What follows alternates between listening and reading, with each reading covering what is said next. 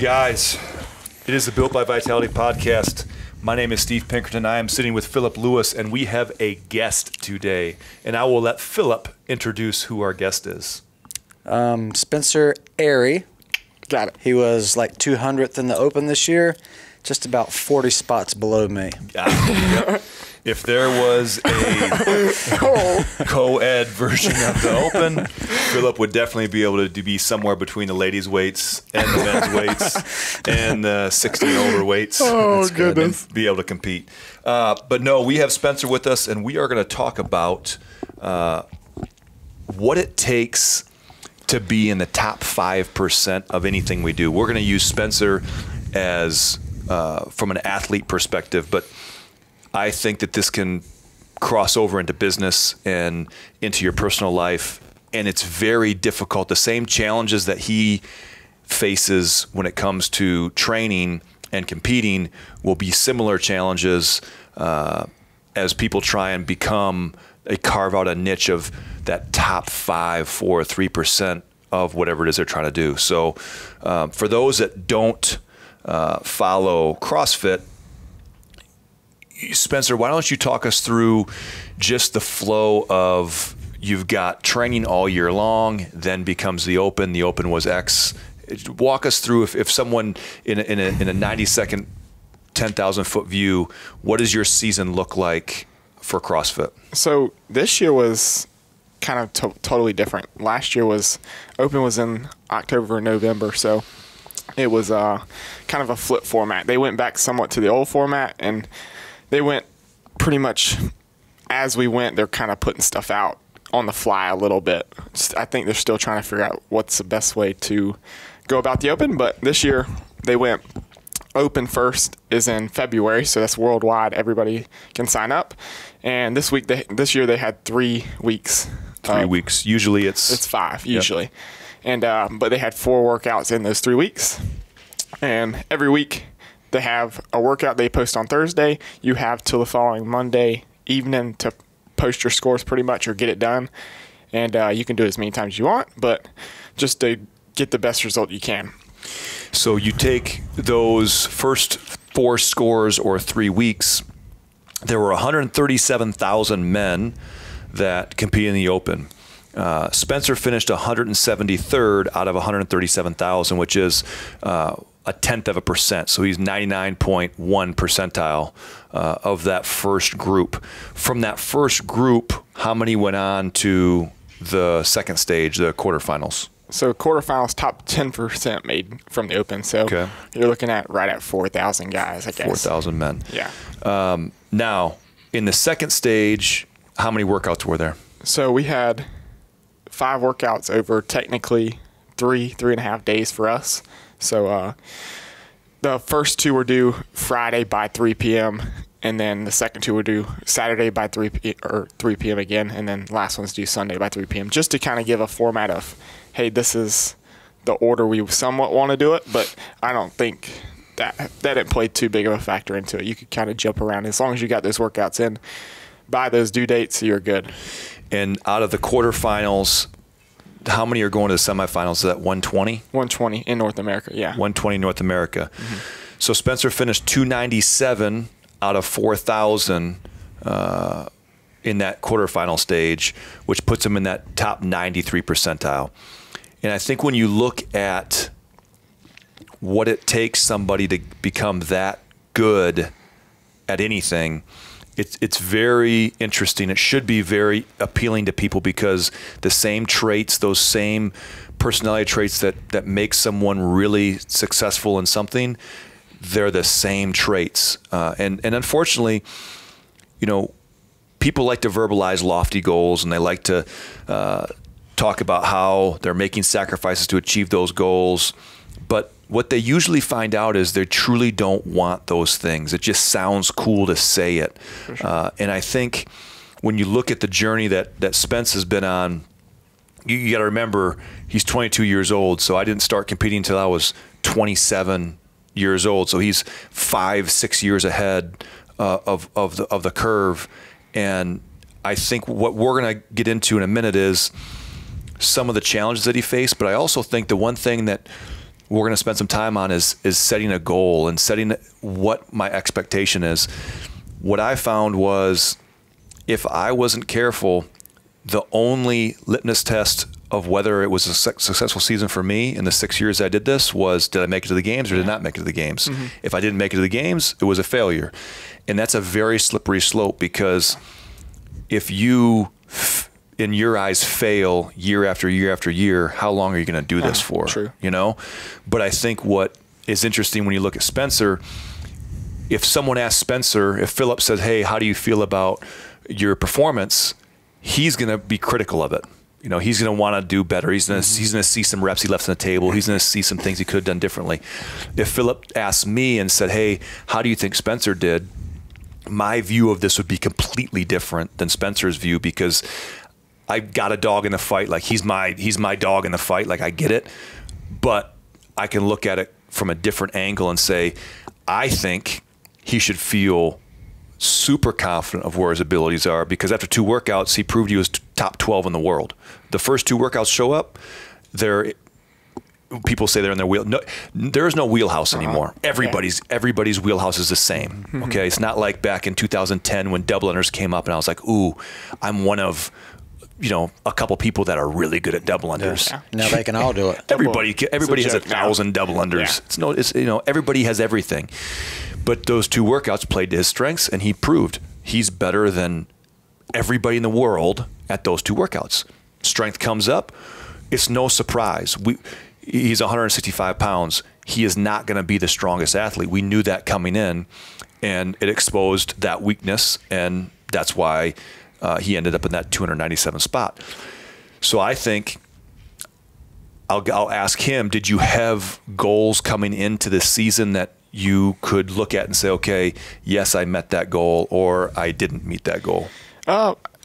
With being the new season, I didn't really have necessarily a goal too big of a goal, or number wise. Like last year, I forgot to put in one of my scores like a dummy, so I didn't have a number based on where I wanted to actually be or wind up in the Open. So I knew if I was somewhat up in the top, I didn't know what that number was, I would be somewhat happy. And I mean, you know, kind of what you're capable of in those workouts when you're working out year round, you know, and doing it a little while. So, you know, if you kind of lived up to your expectations of where you want to be at, you know. So I think for all those workouts in the first part, for sure, I did as good as I could have done. And you really paid off having a good judge.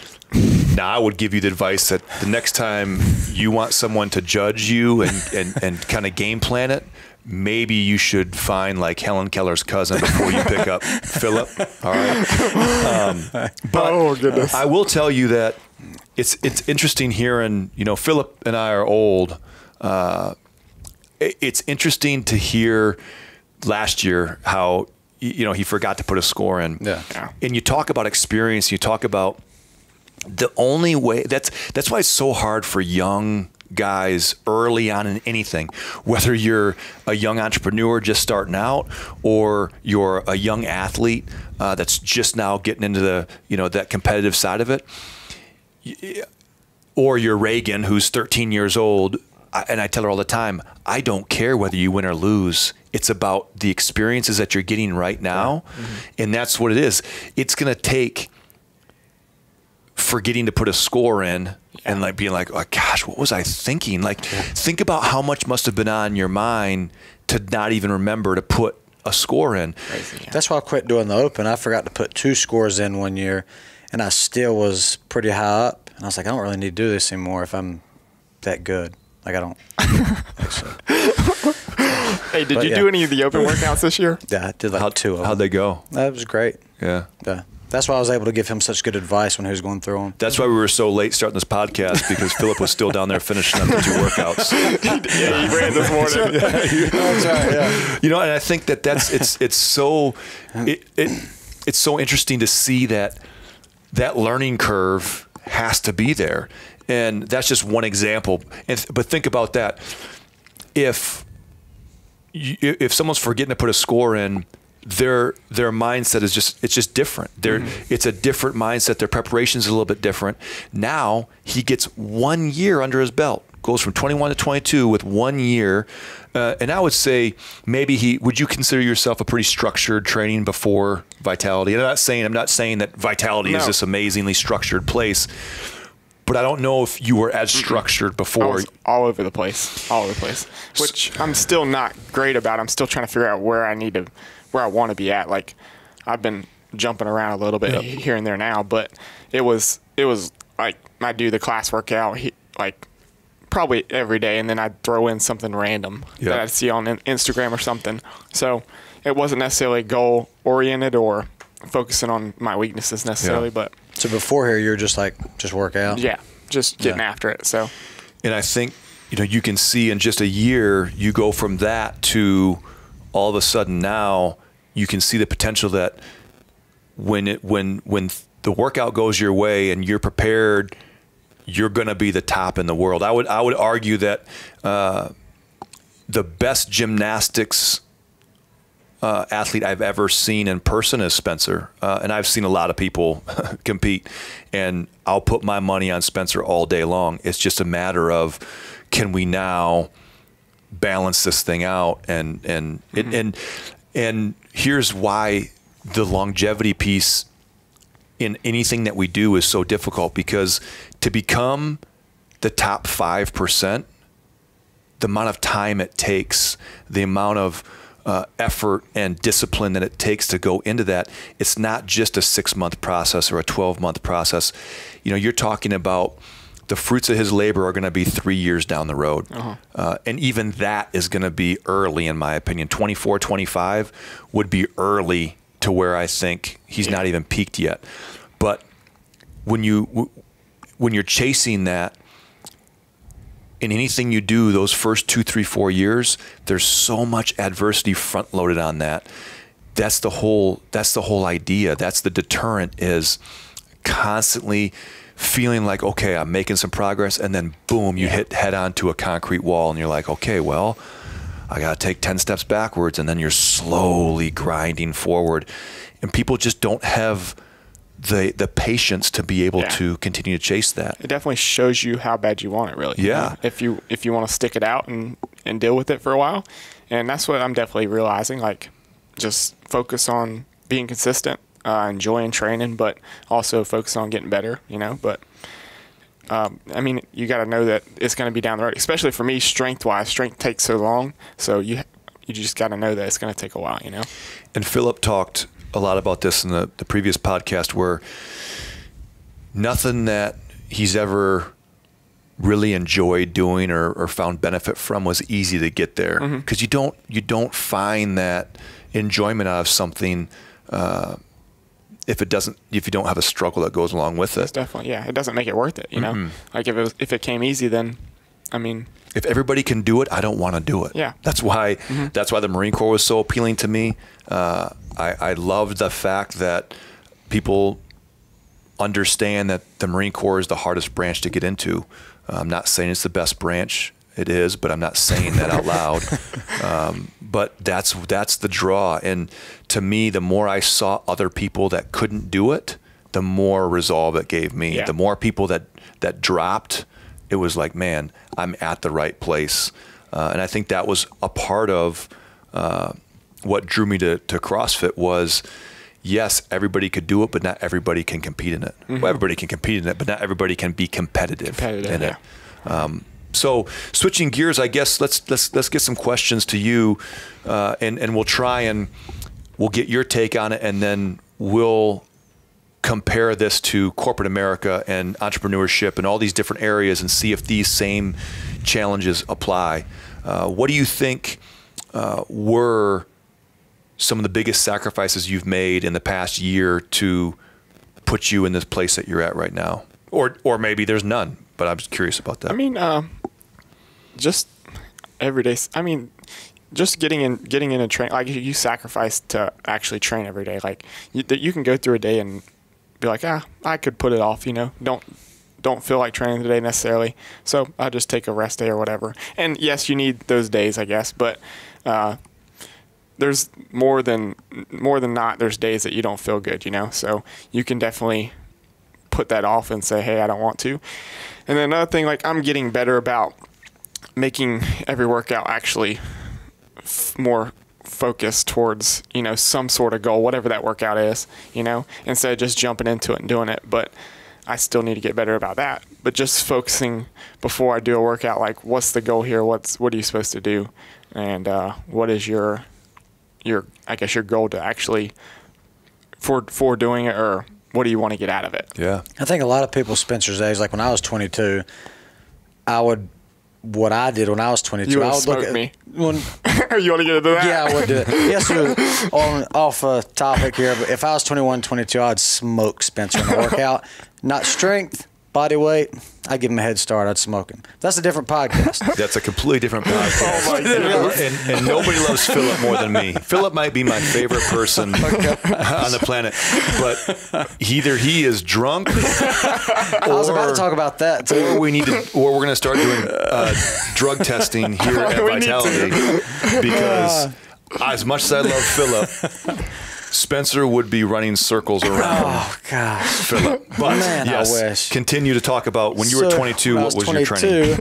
I would look at somebody like Spencer and be like, man, he's missing out. Because I would like to go out and drink, and I would stay up really late and go out with girls and like just do party and do other stuff.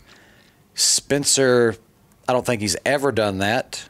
Doesn't care about doing that. Yeah. So to him, it don't really seem like he's sacrificing As much, really yeah. anything Yeah, that much. for sure. As much. As somebody that's 22 in this day and time, like all they care about is social media, drinking, Yeah. and going out. Like And that's he's the not biggest focused on sacrifice that most people are unwilling to give up is time. their food. And yeah, and I think that people that struggle with that, they just don't want it, and that's okay. Yeah. They don't want it the same. I never thought that I was missing out on anything when I was competing. My life revolved around training. For 5 years, I honestly will tell you, I don't think I missed a training session. If it was on my paper from my coach, I did it. Yeah. And I never felt like, man, I wish I was somewhere else. Now, there were days like you, I didn't want to train, but those, again, that mindset to me was, man, That's where you grow the most. this is when I'm going to grow. This is Yeah. when everybody else is going to say, oh, my body hurts, I'm going to take this day off. No, I'll take a day off when it says take a day off. If it doesn't take a day off, then I have to get mentally stronger and more disciplined. And then I took it as a personal challenge to go out and train that day. And I loved that part of it. Yeah. So to me, that's the difference where, someone like Philip is an amazing athlete, but his goal, his desire wasn't the same as yours to get to the games. Most definitely, yeah. And I think I wanted to be in shape and then have fun on the weekends and drink and do it. I didn't really care about like, I'm going to get up Saturday. I'm going to go do 3 workouts. Yep. I'm going to eat some chicken and broccoli. I'm going to get plenty of. I didn't think like that. for sure. I was like, man, I'm going to have a couple of Budweisers. I'm going to go eat some chicken wings. I'm going But to it stay made up you late. happy. I enjoyed that. You yeah. enjoyed it. It made, yeah. made you happy. The same way that, I think if you can compare the same feelings that you felt when you got to do those things are the same feelings that Spencer has when he finishes Saturday and he just did 2 training sessions and he's on his way home to whatever. I think the same mindset is there. Now that I got older, though, looking back, I'd probably be better off doing what he's doing. I would have felt better. Probably be in even better shape now. I don't know, but Yeah, but it's you tough. don't know at the Yeah. time. You don't know. And I think that in business, the same trap is going to happen. When you start a business, it sounds really cool. It sounds cool to be like, man, I'm competing and everyone wants to see how Spencer's doing. And you've got this a little bit of pressure. Like people are like looking at Spencer, say, hey, how you doing? How's it going? Where are you finishing? That there's more to that than people kind of give it credit for. That the outside external factors of that. The same thing when you start your business, everybody's excited. They want to see how you're doing. So you feel a little bit of pressure from people that have seen you kind of go off in this direction that might not think it's the best direction for you. And they're wondering to see how that plays out. It becomes easy to be like, man, I don't feel like working today. I don't feel like doing this today. The same hesitations will happen in the business world. And I think it just comes down to discipline to where you have to get over the hump of it's not always going to be fun. If it was fun, everybody would do it. Yeah. If being an entrepreneur was fun, everybody would do it. But the things that are most fun also carry with it the most adversity, the most stress, the most physical and mental pain. That's just the way it is. So when you look at the mental and physical side of competing in a sport, what do you think the split is? If you said, hey, this is more important than the other, physical versus mental, how would you split that? Oh, I don't even know. If I had to pick like a percentage, I don't know what I'd choose, but mental would probably be way. So let's say you're building you're hardwiring your system, and it's asking you, what percent of 100 do you want to be mentally? Oh, okay. What part do you want physically? How do you build Spencer? That's a tough question. Yeah, that's tough. That's You're deep. next. Philip is next. Honestly, I would definitely put mental way above. Okay. Well, Like 70-30, what do you think? Something like that. Yeah, I was thinking 70-30, maybe even 80-20. What do you think? I would say 90% physical. I'd want 10% mental. Yeah. That sounds about right. That sounds about right for Philip. That's what be standing around If you choose that to start, does it fall off of that? 'Cause that would fall off. Jason Benham had a coined a term for that mindset, and it's lift like Tarzan, or look like Tarzan, lift like Jane. Sounds about right. If you build yourself 90-10, I think that would be what that would look like. And I would agree with Spence. I think that there's a fine line. If I'm building myself, I think 65% mental, 35% physical, and I think that's in this game, you've got to be able to mentally stay in it all the time and stay locked in all the time. And that is a really, really difficult thing to do. But again, let's go away from fitness for a minute and away from business for a minute, and let's think about nutrition. How many people do you talk to that tell you how bad they want to change the way their body looks, the way that they're maybe they've got some type of autoimmune disorder they're trying to fix, and everybody's got a story about how bad they want it. Yeah. Do they really want it? Doesn't- How bad do they really? How bad do they really? Are they willing to really sacrifice? It's easy to talk about, and it's easy to start for 2 or 3 days, but here's the problem. When we talk about being the top 5%, don't even worry about the top 1%. Let's talk about the top 5%. That means 95% of everybody else you don't want to be like. Spencer doesn't want to be like me or you when it comes to training. Because guess what? When Philip and I see Spencer's workout and it's burpees and handstand push-ups, what do I say? I'm good.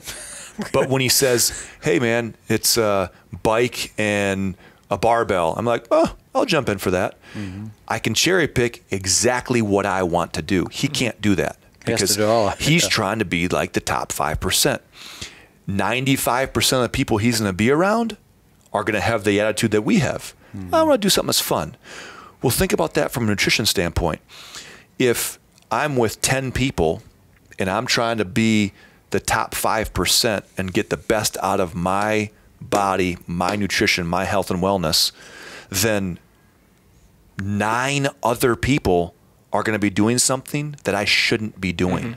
Yeah. So anytime how many times we can, whatever the podcast title is that we use, we always come back to it. When you swim against the current, it is very difficult, because now when Philip brings his lunch and he's eating healthy, me and Spence aren't, because that's the law of averages. When you want to be the top 5%, we're not going to eat like you. I'm the weird one too. You're the weird one. Like, why don't he eat this with us? What's wrong with him? And you can handle that for a day, 2 days, 3 days. Spencer can handle, you know what? I'm going to be disciplined for 3 or 4 days. It's easy when you first start. Oh, I'm fired up. I just started my business. It's easy before there's 1,000 other things that are weighing in your mind, and you have to continue to make those small little decisions that move you forward while everybody else is in neutral. And that's the truth. If we're being honest, are we really even coming anywhere close to being competitive in the sport of CrossFit the way we train? No, not in a million years. We're in neutral. Okay. Now, are we becoming fit for our purpose and our use outside the gym? Yeah, Me and absolutely. Derek was talking about that yesterday when we went on a run after we got done with the bike and stuff. We were talking about, man, working out with us group, like Spencer, you, me, Derek, we all do it in a group setting. I'm like, man, they always finish first. And me and Derek are like, man, we're kind of last usually.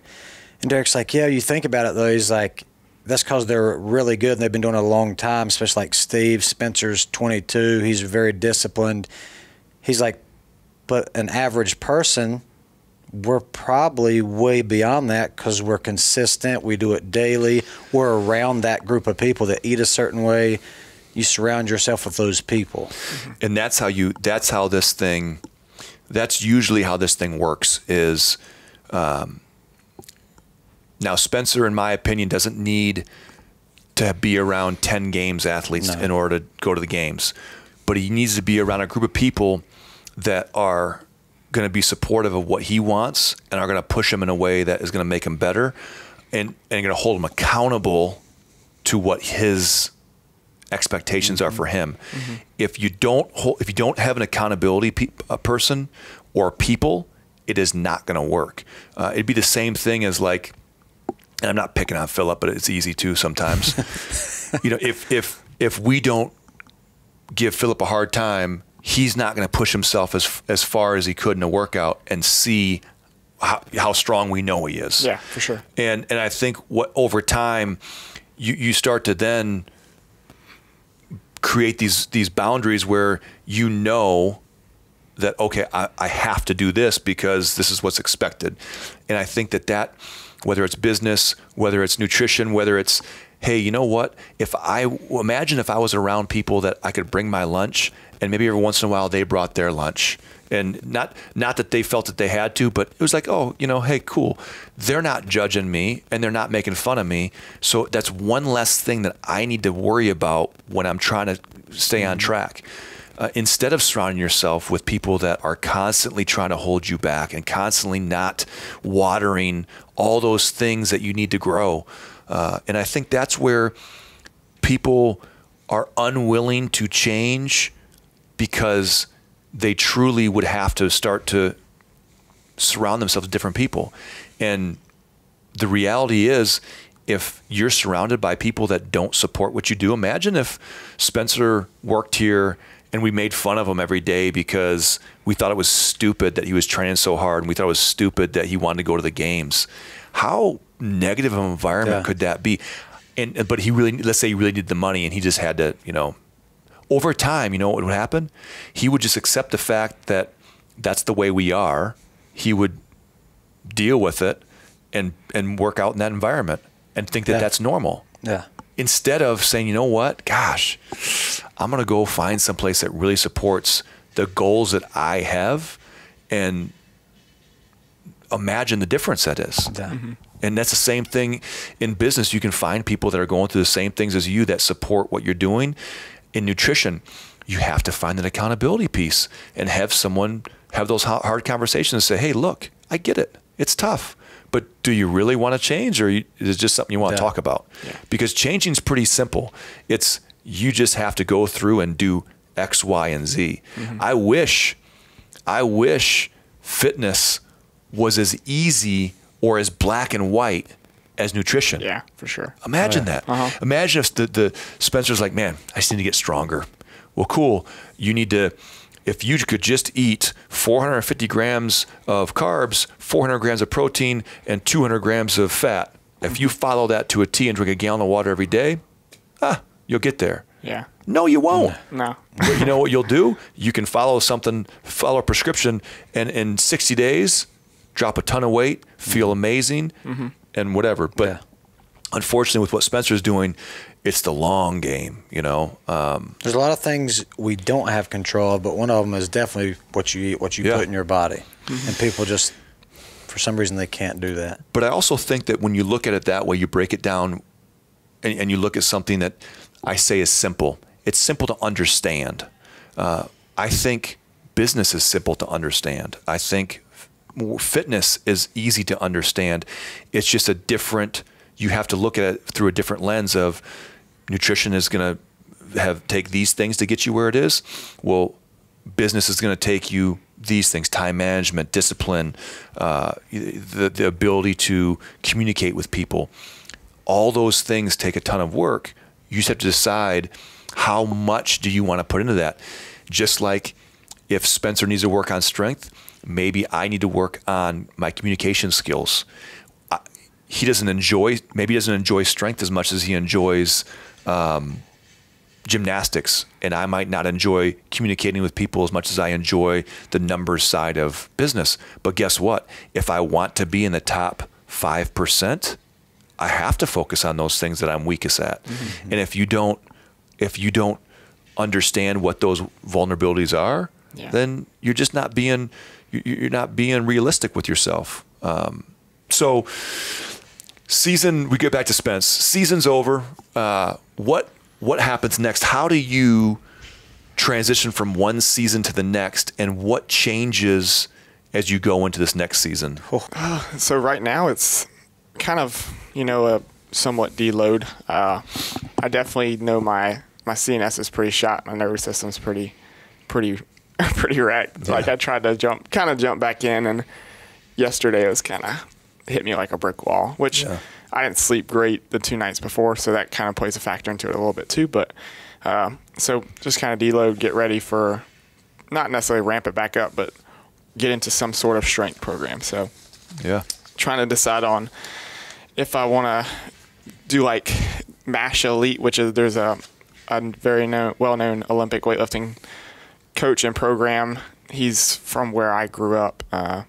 He's got a lot of good programs. I thought about doing that with maybe a little bit of endurance aerobic stuff on the side, just to kind of mix in and keep with that. But that or just Mayhem Bergeron strength stuff mixed with their Metcon. So one or the other there. Still trying to kind of assess that and see which is going to work best. I find it's cool to hear, because the experience that you've had for the last 2 years puts you in a situation to where you'll be able to at least wrap your head around something like you're talking about. But a year to 2 years ago, Spencer would not be in a position mentally to where he could give up conditioning and focus on strength. And that is just a perfect example of you don't know what you don't know until you get into this and you start to peel back. You're like, oh, I'm all the way at the middle of the onion. No, you're just at the second layer of this thing. You're just peeling it back. And I think, if I had to guess, the most adversity you'll have up to this point in your CrossFit career will be this year, when you try and focus all on strength and you start to give up all those endurance conditioning workouts that you're used to doing.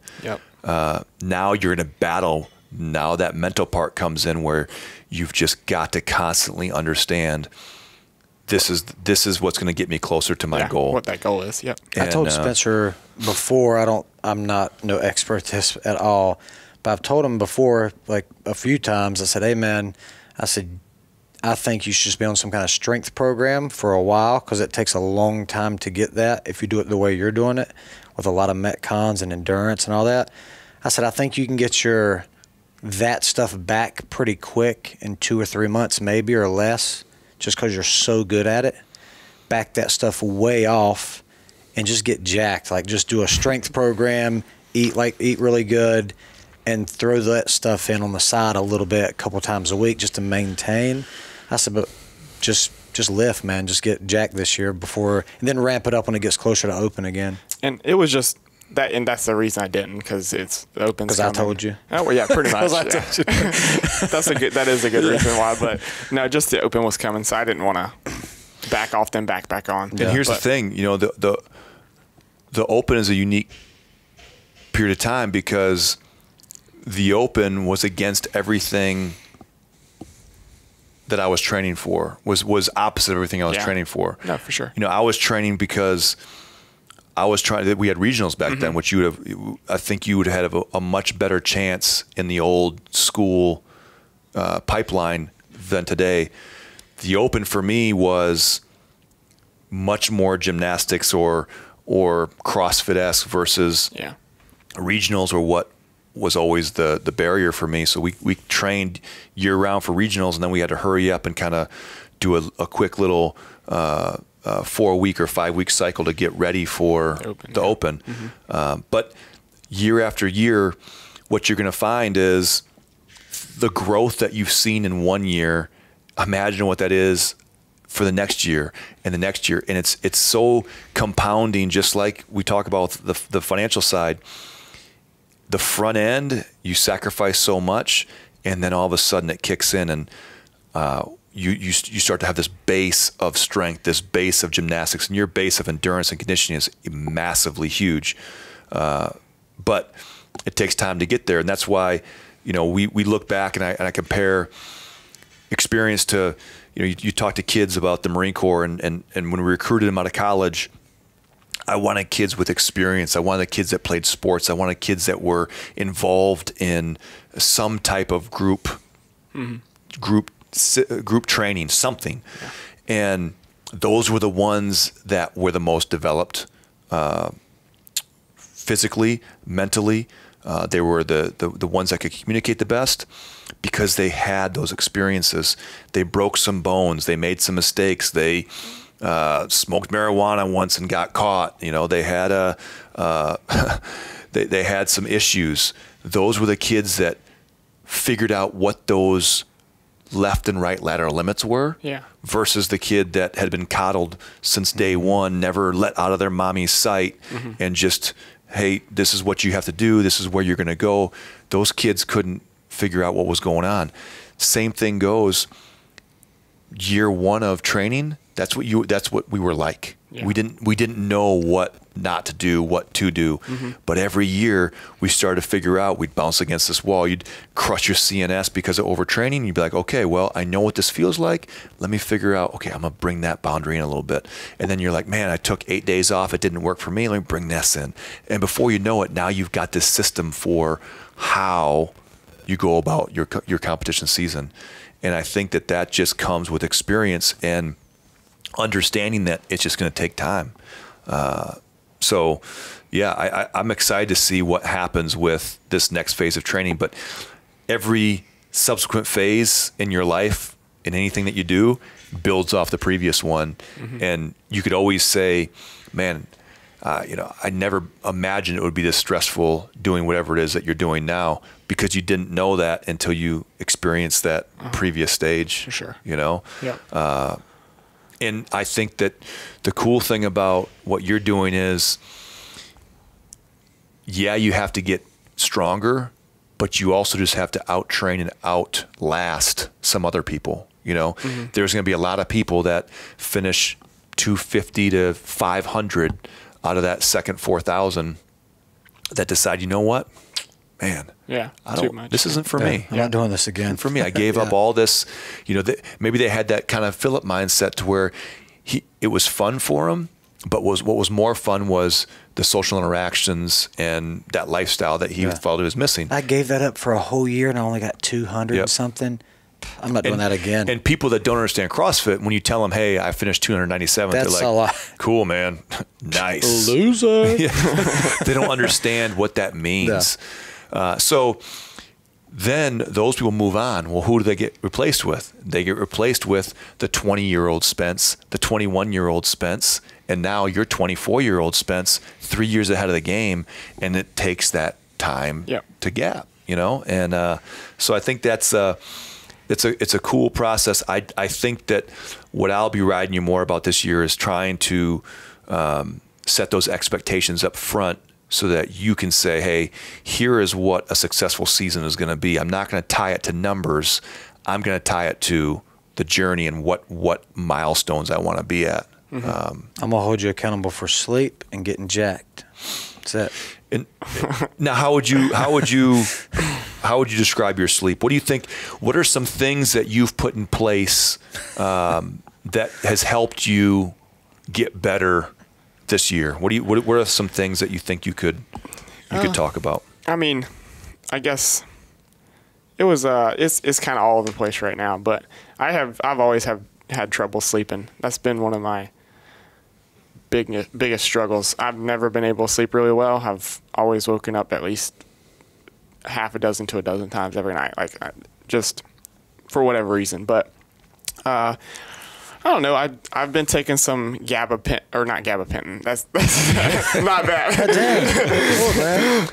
It's Let's take that for fun. Oh, Dave, let's do the test here. And, I've been taking some SARMs. I just can't sleep very good. Oh my gosh. No, it's just GABA. And it's supposed to help your mind wind down and actually be able to shut off. And because I don't know, I'm somewhat high wired, not crazy, but just thinking about going all the time. So when you try to lay down and wind down, it's hard. But I'm trying to get into a routine of stretch and foam roll, and kind of that helps me cool down, wind down. That's kind of like, I guess, triggering my mind to say, hey, it's time to, chill out a little bit. That helps a little bit. And then sleeping as long as I can until I have either client or class, What's your food look like? I have a relatively, I follow certain macros and track it in MyFitnessPal and follow that. So I'm usually 450 to 500 grams of carbs, about 160, 170 grams of fat, and then about 200 grams of protein right in there. So you're keeping a pretty good eye on it. Mm-hmm. Yeah. So I put it in every day just to make sure I hit those certain numbers. And some days it's harder to hit because you don't feel like eating, and other days it's not as bad just because or you lose it before a game of spike ball, Yeah. Man, I'll tell you, if there was a day that I didn't feel like eating, I would love that day. What? I never not feel like eating.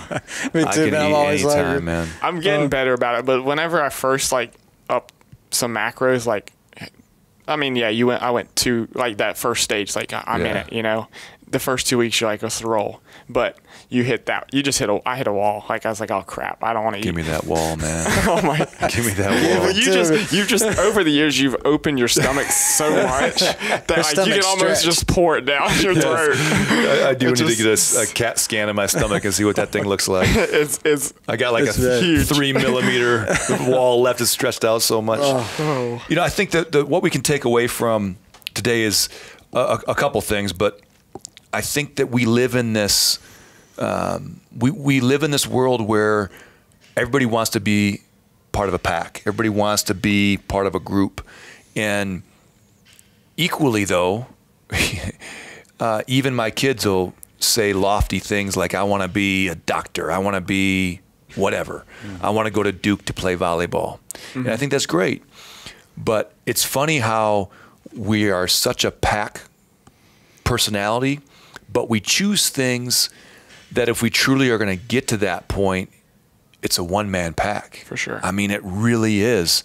You want a six-pack for summer, you can't eat like the people that are around you.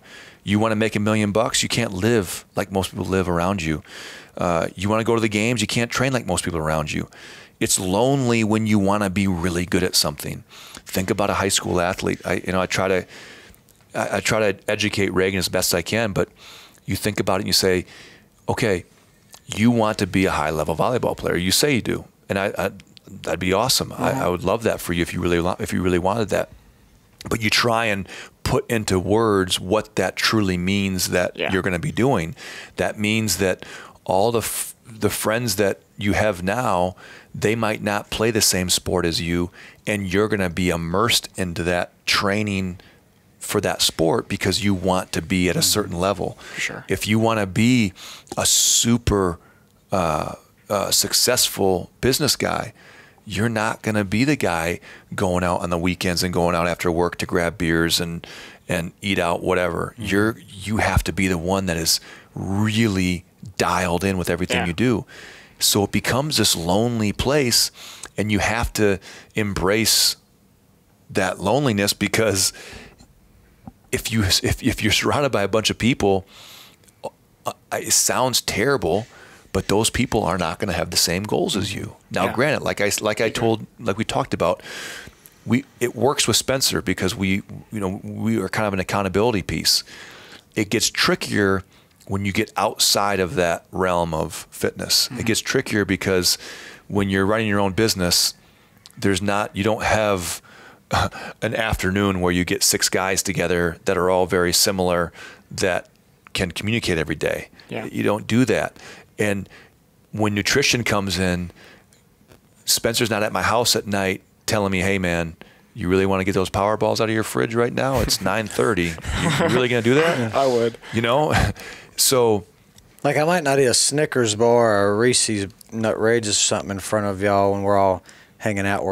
But when I get home at night, I'm like, oh, them guys ain't around. I'll eat one. Yeah, and that's It's what you do when you're alone, like when nobody else is watching. Yeah, like, that's when it what are counts. you then? Like, what kind of person are you Yeah. when nobody else is watching you? Yeah, Your friends or whatever. That's where these habits are formed. That's where, you know, we've got the shirt that said it. One of my favorite quotes: "Champions are made when no one's watching." It's easy. Yeah. On Sundays, everyone's like, "Oh my gosh, yeah." It's easy to see. I was watching the highlights of Ed Reed, his career, that career highlights. That dude is an animal. He's awesome. Yeah. But guess what it doesn't golfer? show? Yeah, golfer. Yeah. I love. Guess what doesn't show Ed Reed doing? All the things that it took for year after year after year when no one was there with them. So, again, I just think that as long as you've got some accountability and you can manage the expectations that you have and understand truly what you're asking for. When you want to be the best at something, do you really want to be the best at something? Yeah. Because with that comes a hefty price tag, and it's not money that you're going to pay for. It's going to be everything else. It's going to be a part of your soul, your blood, sweat, tears, the whole thing, man. Well, not tears, but Might be. Oh, maybe. for It Philip, might be. it's tears. Yeah. But I think that's it's just something you can have a real conversation with yourself and you I look in the cry when mirror. I'm mad. I, So look out when you see me crying. for sure, that's him. Something. I can see that. Like some people you just understand. I get it. I get it. Just Philip. So guys, I hope that was that was enjoyable for you. It was nice to talk to Spencer in a setting that didn't involve the bike or thrusters, because every time Or you squats, see just squatting. every time you see Spencer, you're like, hey man, what you up to? I'm gonna go squat. Okay. When Spencer walks in my office, it ain't the talk. Yeah. It might be for the first couple, like 5 minutes. He'll be like, hey, man, you want to hit this swim real quick? He'll tell me what it is. I'm like, it's not bad. I'll do it real quick. Just a piece of what it is. I do it. He's like, all right, man, rest 5 minutes. We're doing it again. I said, what is this? What do you mean we're doing this again? I just did it. You remember those rowing intervals we did where God, I just told him half of them? Or it was more than half. Like I Yeah, gave it you, was yeah. But I was like, hey, we got a little more to do. We finished. I was like, man, we did it, man. Good job. He's like, yeah, well, now we got 20-second sprints. I said, oh, my God. Yeah. So I'm telling you, for anybody that doubts what it takes to compete in CrossFit, if you followed Spencer around for 2 days and you survived, then you're 10% of the way there. But he's broken quite a few of us over the course of the year. But it's been fun, and I think the best is yet to come. Mm-hmm. And we'll do this again. We'll maybe do an update. We actually had a conversation about him taking today through Sunday off. Maybe we'll update you on our next podcast to see how much of that 6-day window, 5-day window he actually took off. You probably worked out this morning, didn't you? No, I haven't. My over-under is 2, so we'll see. But until next time, guys, you can catch us on iTunes, the YouTube, if you want to see this setup that is pretty legit. Oh, yeah. All right. Yeah. But hopefully you're enjoying this. Give us a like, a couple comments down, a little review. We'd appreciate it. All right, guys. Thanks.